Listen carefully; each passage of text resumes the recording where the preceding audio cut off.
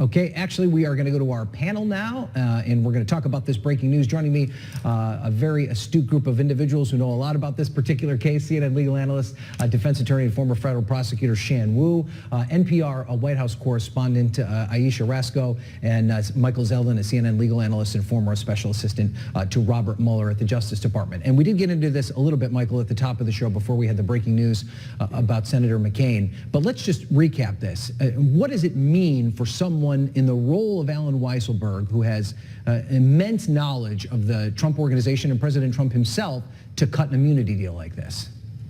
I think what's most important is for us to learn when the immunity deal was offered and as to what it pertained. Right. So if it was offered before the Cohen plea and it was only to gather the information necessary to secure Cohen's plea and prospective cooperation, then it's pretty ring-fenced. Mm-hmm. If it was more recently granted or it's ongoing and it relates to the broader Trump organization, its financial dealings, and the Trump Foundation, which is under inquiry, then it's a much bigger deal. So we need to know timing and purpose. The former, it's ring-fenced. The latter, it's, Nellie barred the door. We just don't know where it's going to go. So there's a chance, Shan, that his cooperation with the federal government's over with, right? That it was with the specific goal of this Michael Cohen indictment and conviction, and it may not bleed into President Trump at all, right? It may not, but when you decide to cooperate, your cooperation is never really over. they can always come back to you. And Michael's right, the timing is really critical. I mean, it sounds like both Pecker as well as Weisselberg's David Pecker, who's the head of AMI, the National Enquirer's publishing group, right? It sounds like, and it's likely, that those arrangements were done quite a while earlier, and that may have really caused Cohen to have to plead because the walls had really closed in on him. Game of musical chairs, he was the last guy left standing, so he had really no choice.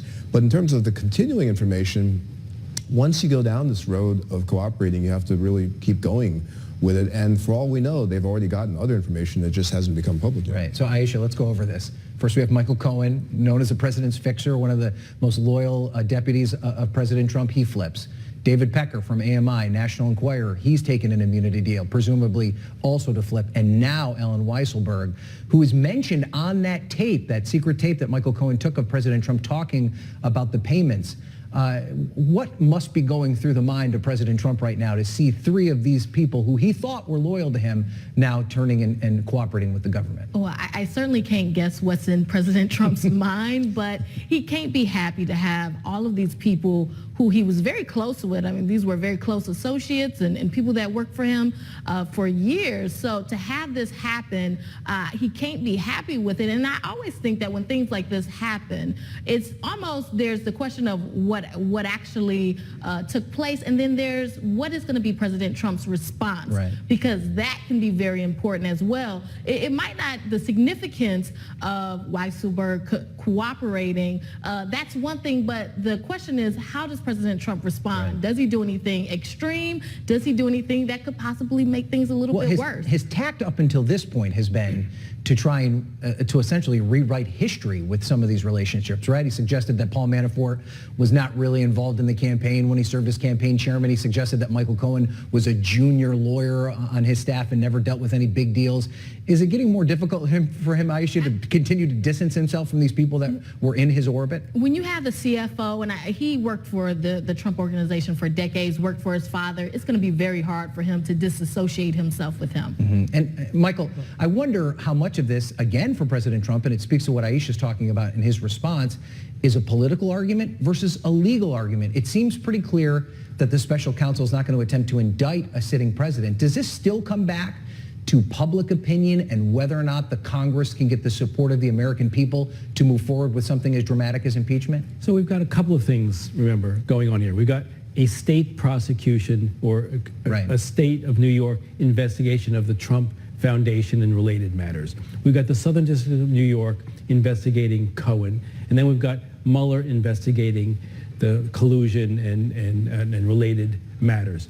Only Mueller has an obligation to file a report on his findings with the Deputy Attorney General. It's a confidential report, but the Deputy Attorney General can release it. So that's really the political aspect of this. The Southern District of New York And the New York State prosecutors, they're just going to indict or not indict. Right. They're not going to issue any report.